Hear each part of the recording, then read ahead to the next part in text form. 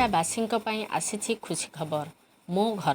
ମୋ ଘର କେଉଁମାନେ ଆପ୍ଲାଏ କରିପାରିବେ ଆଉ କ'ଣ ରହିଛି ଡକୁମେଣ୍ଟସ୍, କେଉଁଠି କରିବେ ଆବେଦନ, ଏହି ଭିଡ଼ିଓ ମାଧ୍ୟମରେ ମୁଁ ଆପଣମାନଙ୍କୁ କହିବାକୁ ଯାଉଛି କି ଜମି ରେକର୍ଡ଼ ସହିତ ଆୟ ପ୍ରମାଣପତ୍ର, ପାସପୋର୍ଟ ସାଇଜ୍ ଫଟୋ, ଆଧାର କାର୍ଡ଼, କାଷ୍ଟ ସାର୍ଟିଫିକେଟ୍, ଯାହାକି SC/ST ମାନଙ୍କ ପାଇଁ, ଜମିର ରେକର୍ଡ଼ ପତ୍ରରେ ଘରବାଡ଼ି କିସମ ଥିବ, ଆଧାର କାର୍ଡ଼ରେ ମୋବାଇଲ ନମ୍ବର ଲିଙ୍କ ଥିବା ଦରକାର।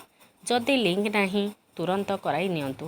ରେସନ କାର୍ଡ଼, ପ୍ୟାନ୍ କାର୍ଡ଼ ମଧ୍ୟ ଲାଗିବ, କାରଣ ଲୋନ୍ ସର୍ଭିସ ପାଇଁ ପ୍ୟାନ୍ କାର୍ଡ଼ ନିଶ୍ଚିନ୍ତ ରୂପେ ଲାଗିବ। ପ୍ୟାନ୍ କାର୍ଡ଼ଟି ଆଧାର ଲିଙ୍କ ହୋଇଥିବା ଦରକାର। ଯଦି ହେଇନି ତୁରନ୍ତ କରାଇ ନିଅନ୍ତୁ। ଲିଙ୍କ ଅଛି ତ କିଛି ଦରକାର ନାହିଁ। ଯଦି ପ୍ୟାନ୍ କାର୍ଡ଼ ନାହିଁ ନ୍ୟୁ ପ୍ୟାନ୍ କାର୍ଡ଼ ଆପ୍ଲାଏ କରନ୍ତୁ। ଭିନ୍ନକ୍ଷମ ଥିଲେ ଭିନ୍ନକ୍ଷମ ପ୍ରମାଣପତ୍ର ଦରକାର। ଏହିସବୁ ଡକୁମେଣ୍ଟସ୍ ନେଇ ମୋ ସେବା କେନ୍ଦ୍ରକୁ ଯାଇ ମୋ ଘର ପାଇଁ 16/6/2023 ତାରିଖ ଠାରୁ ଆପ୍ଲାଏ କରିପାରିବେ। ଭିଡ଼ିଓଟି ଭଲ ଲାଗିଲେ ସବସ୍କ୍ରାଇବ୍ ନ କରିଥିଲେ ସବସ୍କ୍ରାଇବ୍ କରନ୍ତୁ। ଅଲ୍ ବେଲ୍ ଆଇକନ୍କୁ ଦବାଇ ଲାଇକ୍, ସେୟାର, କମେଣ୍ଟ କରନ୍ତୁ।